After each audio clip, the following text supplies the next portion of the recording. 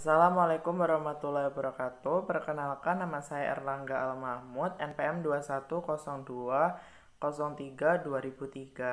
Di sini saya dari Fakultas Syariah, jurusan Hukum Tata Negara, kelas B. Di sini saya akan membuat tugas video untuk mata kuliah Bahasa Indonesia. Untuk dosen pengampu, Ibu Seli Nasya Putri, MPD. Di sini saya akan menjawab yaitu soal pada pertemuan ke-9 dan ke-10, yaitu yang pertama. Untuk soal pertama, ungkapkan pandangan Anda tentang pentingnya mempelajari sebuah kalimat. Jadi untuk saya sendiri atau menurut saya sendiri, kalimat itu adalah sebuah makna yang sangat penting bagi kita semua, karena kita kalau dalam melakukan pasti itu kita memerlukan kaitannya dengan unsur-unsur kalimat. Seperti misalnya dalam membuat surat, pasti otomatis kita memerlukan suatu rangkaian kata-kata yang dapat dituangkan ke dalam kertas atau melalui kertas. Dari itu pula kita dapat menuliskan sesuatu atau suatu wacana yang berisi tentang kehidupan sehari-hari atau dalam kehidupan pribadi kita sendiri. Itu aja yang saya dapat kemukakan pendapat tentang pentingnya mempelajari sebuah kalimat. Baik, di sini saya akan menjawab pertanyaan yang nomor 2, yaitu jelaskan dengan bahasa Anda sendiri bagaimana peran kalimat dalam kehidupan sehari-hari. Baik, di sini saya akan menjawabnya, yaitu kalau misalnya dalam kehidupan sehari-hari tidak ada kalimat, maka bagaimana cara berkomunikasi dengan sesama manusia?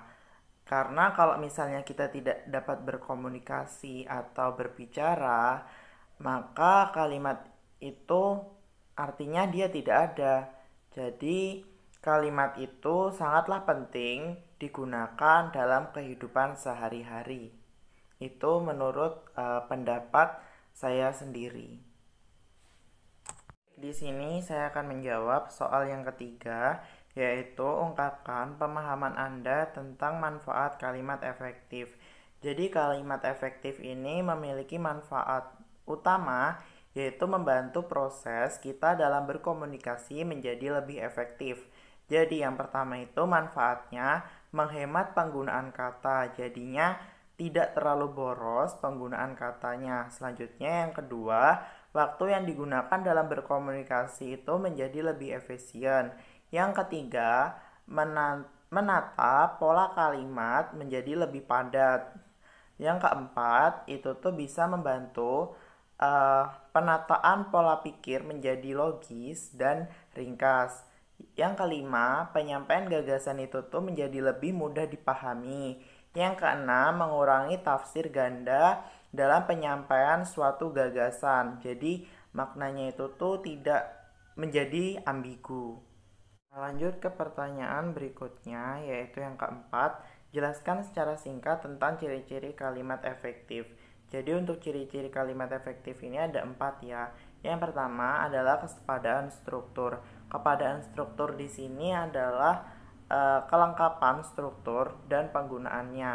Nah, yang pertama itu menyangkut, misalnya pastikan kalimat yang dibuat itu mengandung unsur klausa minimal lengkap, yaitu misalnya subjek, dan predikat. Yang kedua, jangan taruh kata depan atau preposisi di depan subjek, karena itu tuh akan menggamburkan pelaku di dalam kalimat.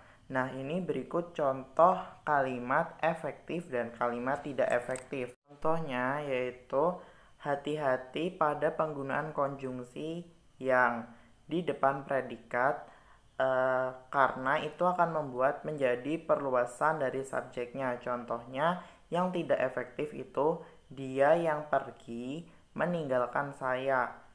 Kalau contohnya yang efektif itu dia pergi meninggalkan saya. Jadi dia tidak ada, yaitu konjungsi yang kalau misalnya pada kalimat yang efektif.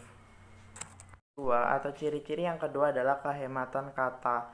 Karena salah satu syarat kalimat efektif itu adalah ringkas dan dia tuh tidak bertele-tele.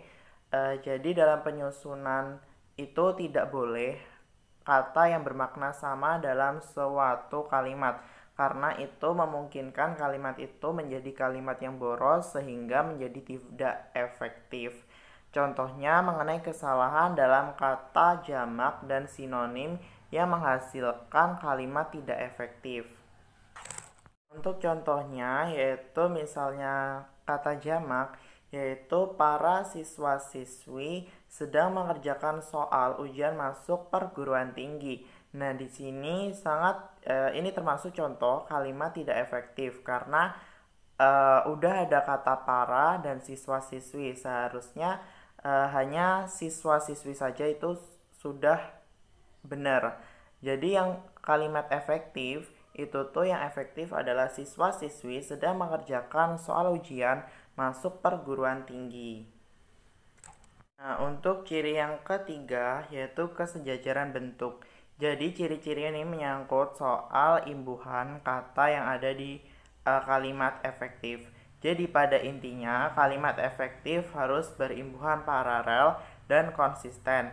Jika pada sebuah fungsi digunakan imbuhan selanjutnya imbuhan yang digunakan pada fungsi yang sama. Jadi contohnya kalau misalnya kalimat tidak efektif itu seperti ini. Hal yang mesti diperhatikan soal sampah adalah cara membuang, memilah, dan pengelolaannya.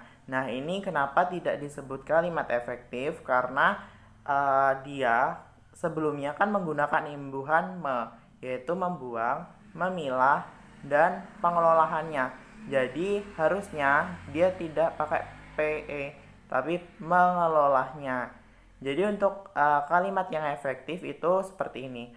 Hal yang mesti diperhatikan soal sampah adalah cara membuang, memilah, dan mengelolanya. Yang keempat yaitu ketegasan makna. Jadi tidak selamanya subjek itu harus diletakkan di awal kalimat. Namun memang peletakan subjek seharusnya mendahului predikat. Akan tetapi dalam beberapa kasus tertentu kalian itu tuh bisa saja meletakkan keterangan di awal kalimat untuk memberi efek penegasan. Penegasan kalimat ini biasanya dijumpai pada jenis kalimat perintah, larangan, ataupun anjuran umumnya diikuti lah ataupun. Nah, ciri-ciri yang terakhir atau yang kelima yaitu kelogisan kalimat. Jadi ciri-ciri kalimat efektif terakhir yang amat krusial ini menyangkut kelogisan sebuah kalimat yang kalian buat atau dibuat. Jadi ini untuk menghindari kesan yang ambigu pada kalimat. Karena buatlah kalimat dengan ide yang mudah dimengerti dan masuk akal agar pembaca itu tuh mudah pula untuk mengerti maksud dari kalimat tersebut. Contohnya, untuk kalimat yang tidak efektif itu tuh seperti ini. Kepada Bapak Kepala Sekolah, waktu dan tempat kamu persilahkan. Itu tidak efektif ya. Sedangkan untuk kalimat yang efektif itu seperti ini. Bapak Kepala Sekolah dipersilahkan menyampaikan pidatonya sekarang. Cukup sekian yang dapat saya sampaikan. Apabila ada salah kata atau kurang tepat jawaban dari saya mohon maaf. Saya akhiri. Wassalamualaikum warahmatullahi wabarakatuh.